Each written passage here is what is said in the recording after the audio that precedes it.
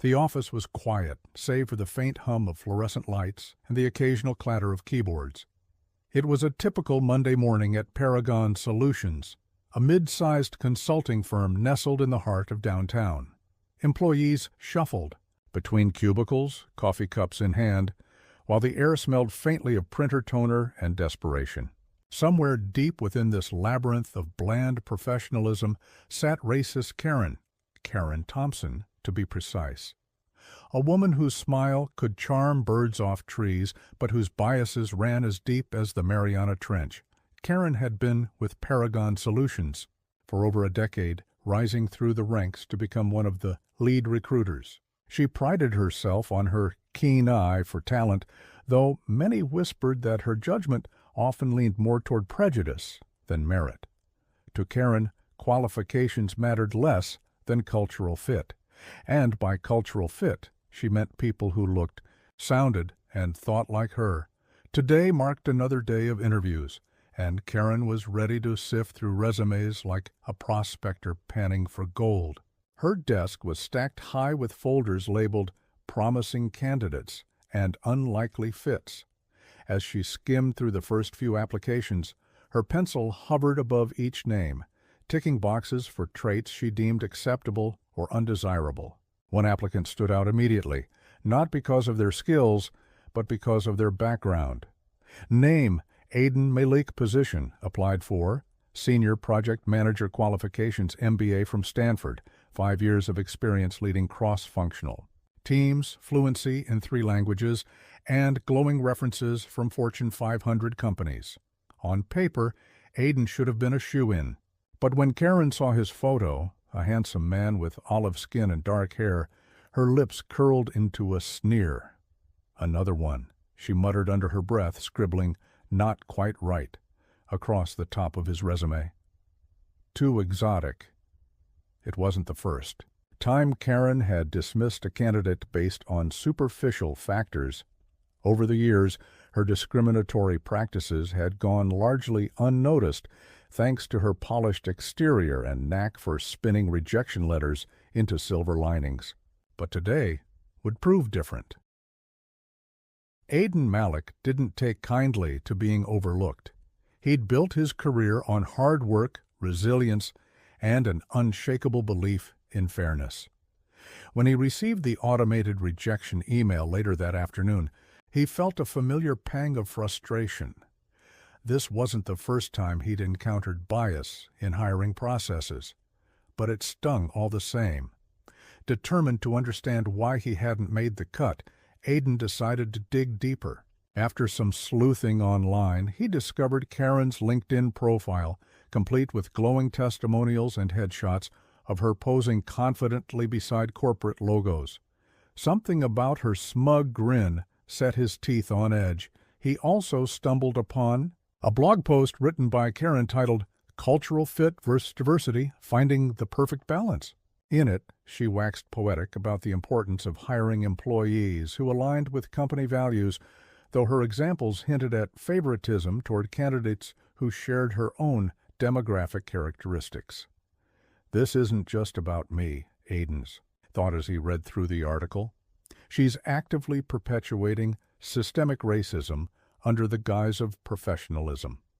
That night, inspiration struck. What if he turned the tables? If Karen judged him solely on appearances, what would happen if he presented himself in a way she couldn't ignore? By Tuesday evening, Aiden had crafted a plan. Using publicly available information, he created a new persona, Andrew Miller, a white male with a generic Midwestern name and a carefully curated backstory designed to appeal directly to Karen's preferences. Andrew was everything Karen imagined in a perfect candidate: conservative dress sense, Ivy League education, and a penchant for golf. To bring Andrew to life, Aiden borrowed photos from stock image websites, selecting ones that matched his fabricated identity.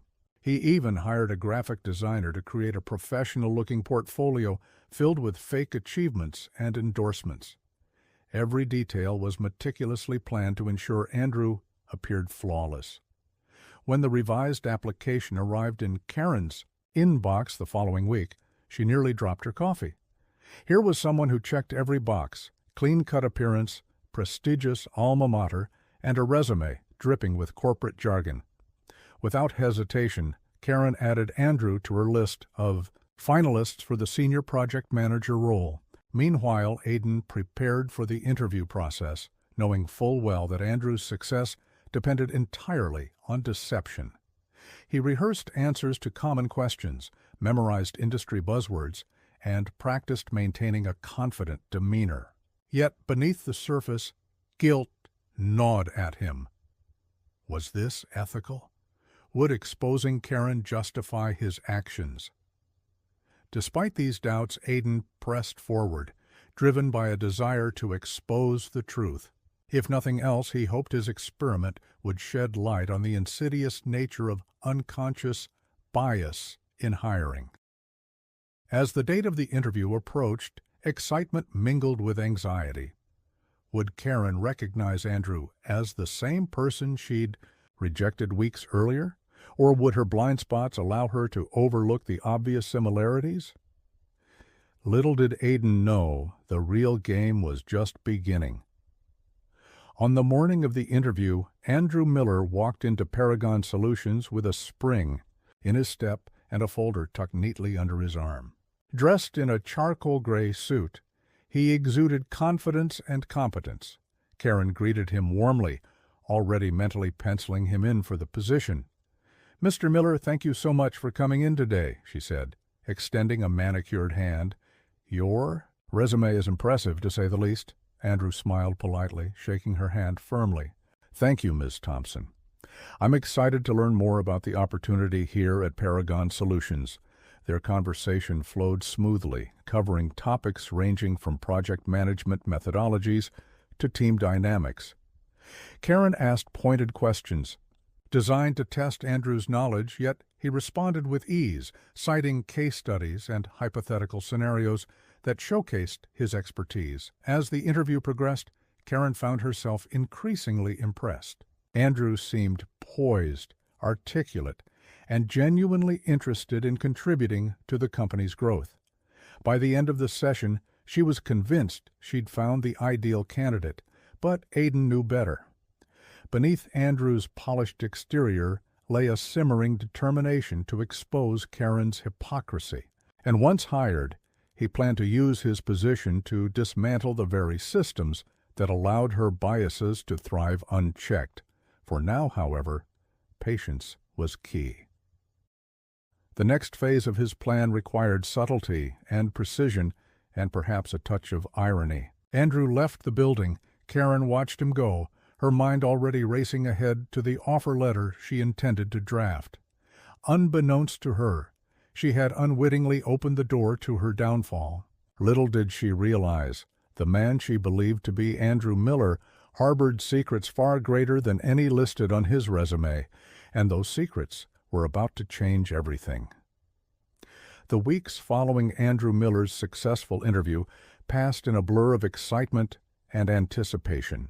Karen Thompson, Paragon Solutions' lead recruiter, wasted no time extending an offer to the seemingly perfect candidate. Within days, Andrew signed the dotted line, officially joining the ranks of the company as its newest senior project manager. His first day, Andrew arrived at Paragon Solutions dressed impeccably, exuding confidence and professionalism. His polished demeanor earned him immediate respect from colleagues who were eager to welcome such a high-caliber addition to their team. As he settled into his corner office, complete with panoramic views of the city skyline, Andrew couldn't help but feel a mix of triumph and unease. He had infiltrated the very system that had once rejected him. But now came the hard part. Staying undercover while gathering evidence against Karen. Karen herself made it clear early on that she considered Andrew her protégé. She frequently stopped by his office, offering unsolicited advice on navigating corporate politics and praising his rapid assimilation into the company culture. To Andrew, her behavior was both unsettling and predictable, a textbook example of how someone could feign inclusivity while harboring deep-seated prejudices. "You're exactly what this company needs," Karen said during one of their impromptu meetings, leaning forward with a knowing smile. "Someone who understands the importance of maintaining our standards." Andrew nodded politely, masking his growing disdain. "Thank you, Karen. I appreciate your guidance." But beneath the surface, wheels were turning. Over the next few weeks, Andrew began laying the groundwork for his plan. Using his position as senior project manager, he gained access to internal documents, emails, and performance reviews, data that would prove invaluable in exposing Karen's discriminatory practices. Step 1. Gathering evidence. Andrew's first task was to identify patterns in Karen's hiring decisions. With permission from HR, under the guise of improving recruitment processes, he reviewed past candidate files, focusing specifically on those rejected by Karen. What he discovered confirmed his suspicions, a disturbing trend of qualified applicants being dismissed due to superficial reasons like their names, accents, or cultural backgrounds. For instance, there was Priya Patel, a data analyst with a master's degree from MIT, whose application was marked not a cultural fit, despite glowing recommendations. Then there was Marcus Chen, a software developer with extensive experience in AI development, whose rejection letter cited vague concerns about his communication style, all while candidates with lesser qualifications but more traditional profiles sailed through effortlessly. Armed with these findings, Andrew documented every instance of bias, cross-referencing them with Karen's public statements about diversity and inclusion. Her hypocrisy became increasingly apparent, fueling Andrew's resolve to bring her actions to light. Step 2. Building alliances. Knowing he couldn't act alone, Andrew discreetly reached out to other employees who had experienced or witnessed Karen's discriminatory behavior.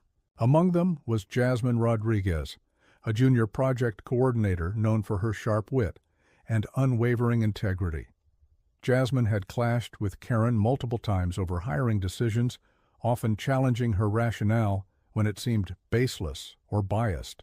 "I've been keeping tabs on her for years," Jasmine confided during a coffee break, lowering her voice so nearby colleagues wouldn't overhear.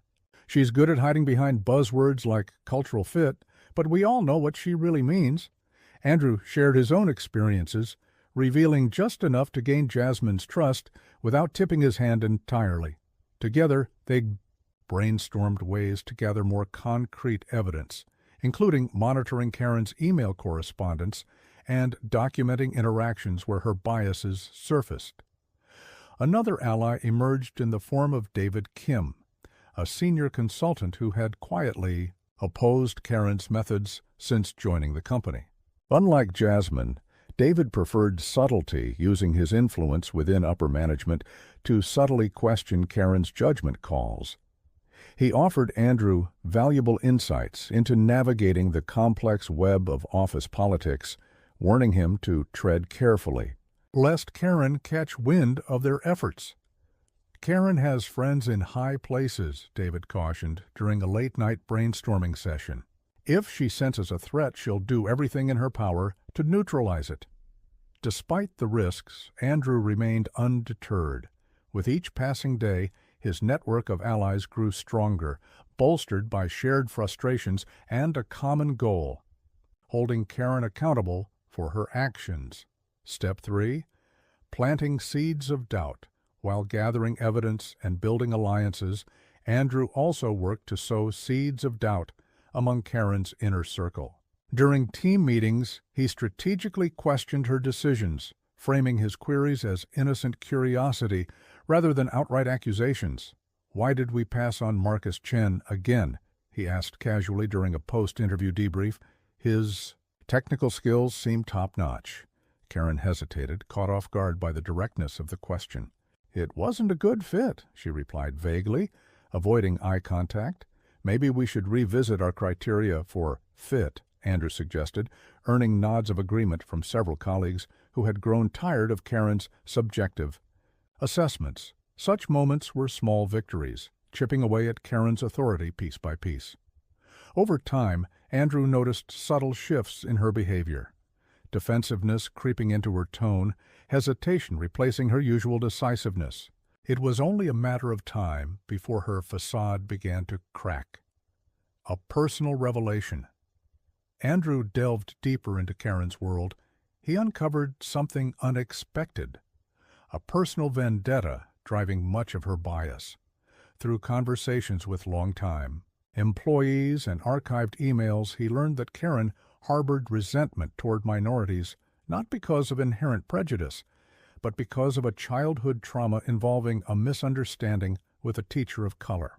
This revelation complicated Andrew's mission, forcing him to confront whether exposing Karen would truly serve justice or simply perpetuate another cycle of bitterness.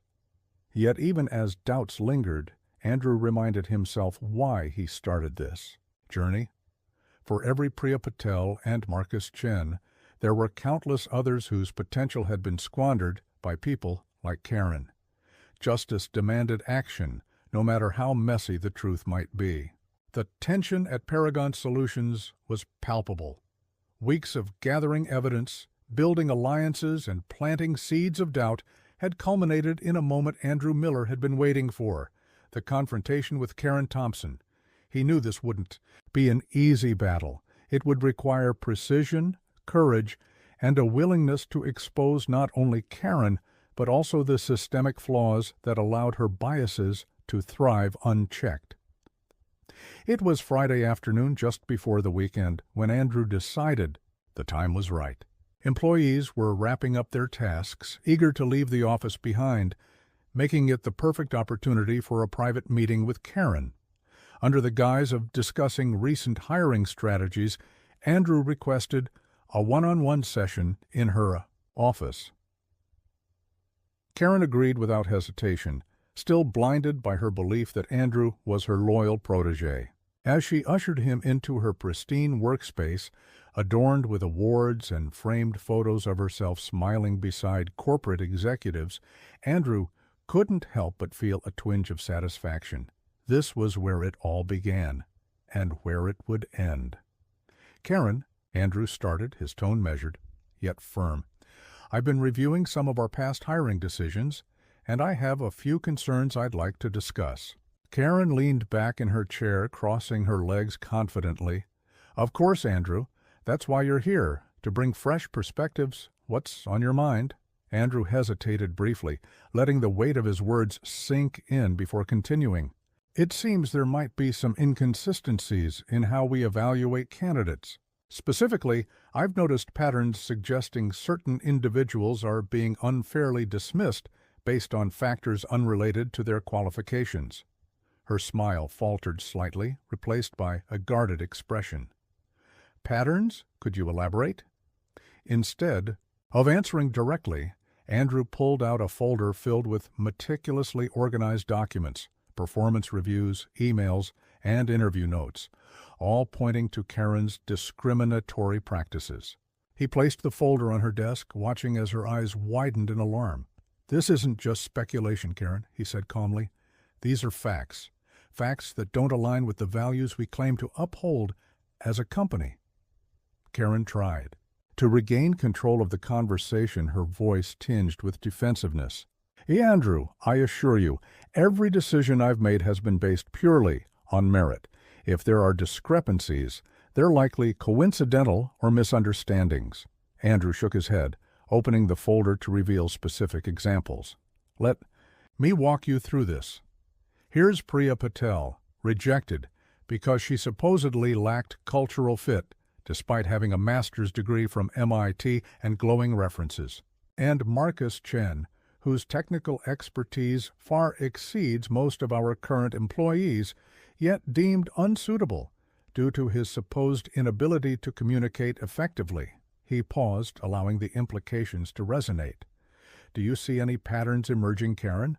Or shall I spell it out for you? Your so-called cultural fit is nothing more than code for bias against people who don't look, sound, or think like you. For the first time since Andrew had known her, Karen looked genuinely shaken. Her usual composure crumbled as she stammered, "That's not fair. You're taking things out of context." But Andrew wasn't finished. He pressed further, pulling up an email chain between Karen and another recruiter. In one message, Karen explicitly stated her preference for candidates who won't make other employees uncomfortable. "That's pretty damning, don't you think?" Andrew asked coolly. "Especially coming from someone who prides themselves on promoting diversity and inclusion." As Karen struggled to defend herself, Andrew delivered the final blow. Leaning forward, he removed his glasses, a subtle gesture that revealed something unexpected beneath his polished exterior. For the first time, Karen saw the man she had once dismissed. "Aiden Malik." "You," she whispered, her face draining. "Of color?" "You're the same person I rejected weeks ago." Aiden nodded, his expression unyielding. "Yes, Karen, the very same person you deemed too exotic." Funny how appearances can deceive, isn't it? The room fell silent except for the ticking of the clock on the wall. Karen stared at him, her mind racing. How could she have missed it? Hadn't she interviewed Andrew thoroughly enough to notice such glaring discrepancies? "I don't know what game you're playing," she finally managed, her voice trembling. "But if you think you can blackmail me, you're wrong." Aiden chuckled darkly. "Blackmail? No, Karen, this isn't about revenge. It's about accountability. You've built your career on perpetuating prejudice, hiding behind buzzwords and false promises. Well, those days are over." Knowing Karen wouldn't back down easily, Aiden reached into his pocket and pulled out his phone. With a single tap, he initiated a group call, connecting Jasmine Rodriguez and David Kim to the conversation via speakerphone. Both allies had been briefed earlier in the week and stood ready to support Aiden's efforts. "Jasmine, David," Aiden said, addressing them, "we have a situation here. Would you care to share your thoughts?" Jasmine spoke first, her voice steady and resolute. "Karen, we've all seen the way you operate. Your actions may have gone unnoticed for years, but no longer. We've documented numerous instances of bias, and we're prepared to take this to HR and beyond, if necessary." David added, "And let's not forget the impact your decisions have had on our team's morale and productivity. By excluding qualified candidates, you've weakened the very foundation of this company." Faced with mounting evidence and united opposition, Karen's resolve began to crack. She sank lower in her chair, her once confident demeanor replaced by visible distress. In that moment, Aiden faced a choice: push for immediate consequences or give Karen a chance to reflect and change. While part of him wanted justice served swiftly, another part recognized the importance of rehabilitation over punishment. "Karen," he said softly, breaking the tense silence, "this doesn't have to end badly for you. Admit your mistakes, commit to learning, and work toward becoming a better leader. Or we can escalate this to HR and let them decide your fate." For a brief second, hope flickered in Karen's eyes. But whether she chose redemption or denial remained to be seen. At the meeting concluded, Aiden left Karen's office, carrying with him the weight of what had transpired. The road ahead promised challenges, but he felt a renewed sense of purpose. Justice wasn't always black and white. Sometimes it required patience, empathy, and a willingness to challenge even the most deeply ingrained prejudices. The days following the confrontation with Karen Thompson were a whirlwind of emotions and uncertainty at Paragon Solutions. Aiden Malik, now revealed as Andrew Miller, had thrown the company into a state of upheaval by exposing Karen's discriminatory practices. While some employees celebrated the newfound transparency, others were wary of the potential fallout. Would Karen accept responsibility and change her ways? Or would she fight back, dragging the issue into the public eye? Aiden knew that this was only the beginning. The real challenge lay ahead, repairing the damage done to Paragon Solutions' reputation and fostering an inclusive environment where everyone felt valued. In the days after their meeting, Karen seemed to retreat into herself. She stopped, attending team meetings and avoided direct contact with Aidan, Jasmine, and David. Rumors spread throughout the office about what had transpired, but no one dared approach Karen directly for fear of retaliation. Then, on Monday morning, Karen sent out a company-wide email titled "A Commitment to Change." In it, she acknowledged her past mistakes, albeit vaguely, and promised to undergo training in diversity and inclusion. She also announced her intention to step down temporarily from recruitment responsibilities while she worked on improving herself professionally and personally. "I recognize that my actions have not always aligned with the values we strive to uphold at Paragon Solutions," Karen wrote. "For this, I am deeply sorry. Moving forward, I pledge to learn from these experiences and contribute positively to our community." While the apology was appreciated by some, many, including Aidan, viewed it as a calculated move to preserve her position within the company. Only time would tell if Karen's words translated into genuine change. True to his word, Aidan escalated the matter to HR, providing them with the evidence he had meticulously gathered over the past few months. The Human Resources Department, led by Lisa Chen, took swift action, launching an internal investigation into Karen's hiring practices. They interviewed dozens of employees, reviewed past decisions, and analyzed performance metrics to determine whether systemic bias existed within the company. Lisa called Aidan into her office later that week to discuss the findings. "What you've uncovered is alarming," she admitted, her expression grave.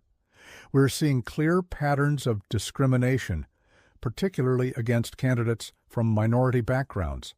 This isn't just about Karen, it's about addressing deeper issues within our organizational culture." Aidan nodded, pleased that HR was taking the situation seriously. "What steps are you planning to take?" Lisa outlined several initiatives, including mandatory unconscious bias training for all employees, revising hiring protocols to eliminate subjective criteria, and establishing a diversity task force to monitor progress. She also proposed creating a whistleblower hotline for employees to report instances of bias or harassment confidentially. "This won't happen overnight," Lisa warned. "But we're committed to making Paragon Solutions a place where everyone feels welcome and respected." As news of the investigation spread, tensions ran high among the staff. Some employees voiced concerns about retaliation, fearing that speaking out against Karen could jeopardize their careers. Others expressed skepticism about the effectiveness of HR's proposed solutions, arguing that lip service alone wouldn't solve entrenched problems. To address these fears, Aidan, Jasmine, and David organized a series of town hall meetings aimed at fostering open dialogue. During these sessions, employees shared their personal experiences with bias and exclusion, painting a vivid picture of the challenges faced by marginalized groups within the company. One poignant moment came when Marcus Chen, the software developer who had been rejected despite his stellar qualifications, stood up to speak. "I thought maybe I wasn't good enough," he admitted, his voice trembling. "But hearing about Karen's biases makes me realize it wasn't my fault. Thank you for standing up for people like me." His words resonated deeply with the audience, prompting applause and nods of agreement. For the first time, many employees felt heard and validated, a crucial step toward rebuilding trust. Meanwhile, whispers of Paragon Solutions' internal struggles began leaking to the press. An anonymous source leaked excerpts of Karen's emails to a local news outlet, sparking outrage across social media. Headlines like "Corporate Giant Faces Accusations of Racial Bias" dominated feeds, forcing the company to issue a public statement condemning discrimination in all forms. The backlash prompted CEO Richard Hayes to intervene personally. In a televised interview, he apologized for the company's shortcomings and pledged to implement sweeping reforms. "At Paragon Solutions, we believe in equality and fairness," he declared. "If we fall short of those ideals, we must hold ourselves accountable and make amends." Though well-intentioned, Richard's comments did little to quell public anger. Critics argued that the company should have addressed these issues long ago, instead of waiting for external pressure. Activist groups called for more transparency, demanding regular updates on the progress of diversity initiatives. Aiden watched the media circus unfold with mixed feelings. On one hand, the attention highlighted the importance of combating workplace bias. On the other, he worried that the focus might overshadow the hard work being done internally to create meaningful change.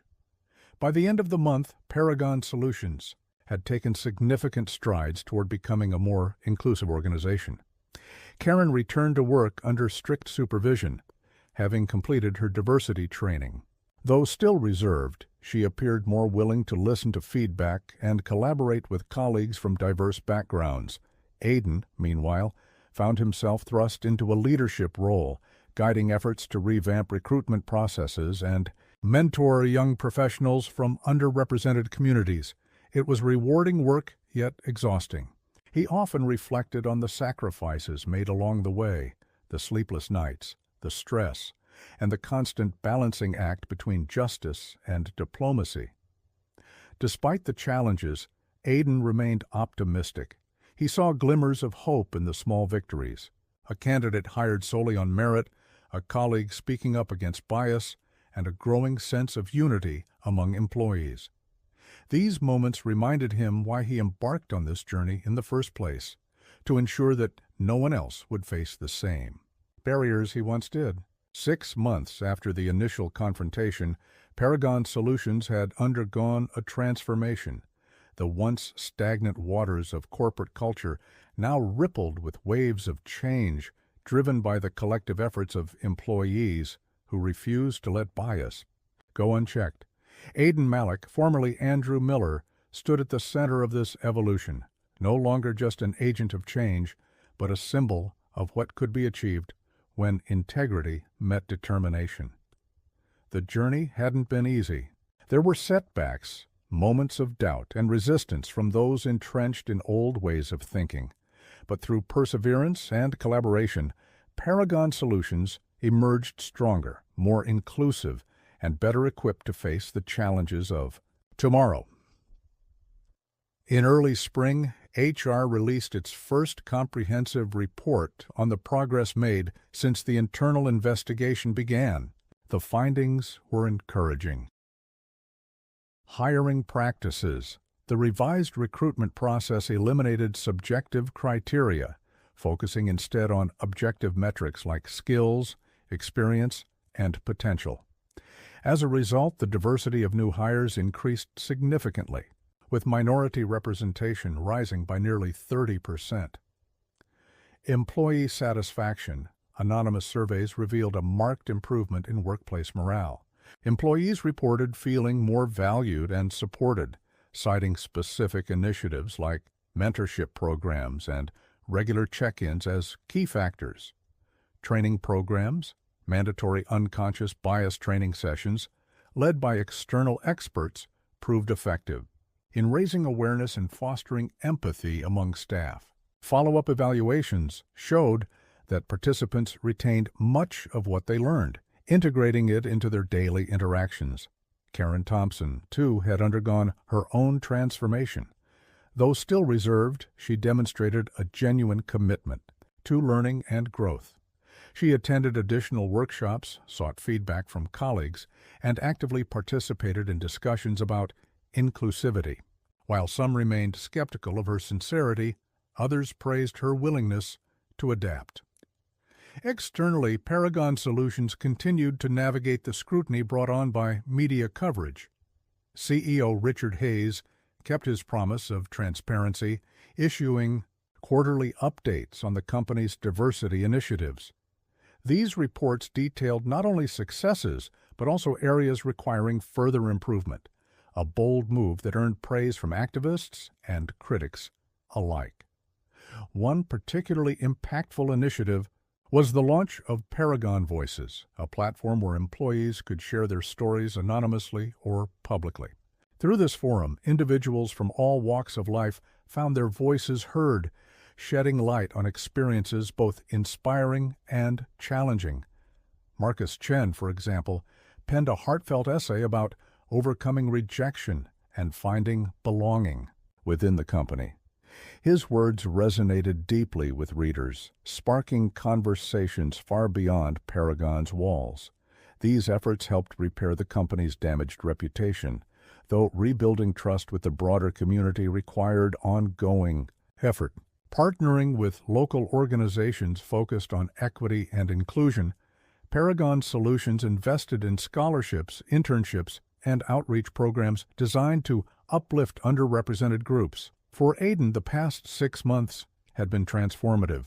What started as a personal vendetta against Karen evolved into a mission to create systemic change. Along the way, he discovered strengths he didn't know he possessed: patience, resilience, and leadership, and confronted weaknesses that threatened to derail his goals. Jasmine Rodriguez once joked, "You're not just Andrew Miller anymore. You're Aidan Malik, superhero of justice." To which Aidan replied with a laugh, "More like a work in progress." Still, he couldn't deny the impact he'd made.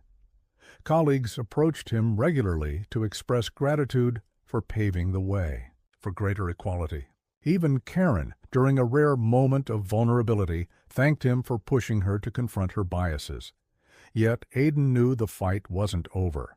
Bias, whether conscious or unconscious, lurked in every corner of society, waiting to resurface if left. Unchecked, his role shifted from expositor to educator, using his platform to inspire others to challenge injustice wherever they encountered it. As summer approached, Paragon Solutions celebrated its achievements with a company-wide event titled Unity Day. Employees gathered in the courtyard, sharing meals, music, and laughter while reflecting on how far they'd come. Speeches emphasized the importance of continued vigilance and collaboration, reminding everyone that progress was a journey, not a destination. Aidan delivered the closing remarks, his voice steady and heartfelt. "We've accomplished so much together," he said, scanning the crowd of diverse faces before him. "But remember, this is only the beginning. Every day presents a new opportunity to stand up for what's right, to ensure that no one feels excluded, dismissed, or undervalued." His words were met with thunderous applause, a testament to the unity forged through adversity. Looking back on the entire ordeal, Aidan realized several key lessons. Bias exists everywhere, even well-meaning. People can harbor prejudices without realizing it. Recognizing these biases is the first step toward dismantling them. Change requires courage. Standing up against injustice often comes with risks, but the rewards, both personal and societal, are worth it. Collaboration. Trump's isolation. No single person can solve systemic problems alone. Success depends on collective action and shared responsibility. Redemption is possible. People are capable of growth and transformation if given the chance. Holding individuals accountable doesn't mean abandoning hope for their redemption. Justice isn't always black and white. Sometimes the most effective solutions lie in nuance, empathy, and compromise. Months later, as Aidan sat in his office overlooking the bustling cityscape, he felt a sense of peace, not complacency, but contentment, in knowing he'd done his part to make the world a little fairer. The folder filled with evidence of Karen's wrongdoing now rested in a drawer, closed but not forgotten, a reminder of how far Paragon Solutions had come. And yet the story didn't end here. For every victory won, another battle awaited. Aidan understood that fully. He smiled, picking up his phone to respond to a message from Jasmine about planning the next phase of diversity initiatives. The road ahead would be long, but he faced it with renewed hope and purpose. Because true justice isn't a singular act, it's a lifelong pursuit.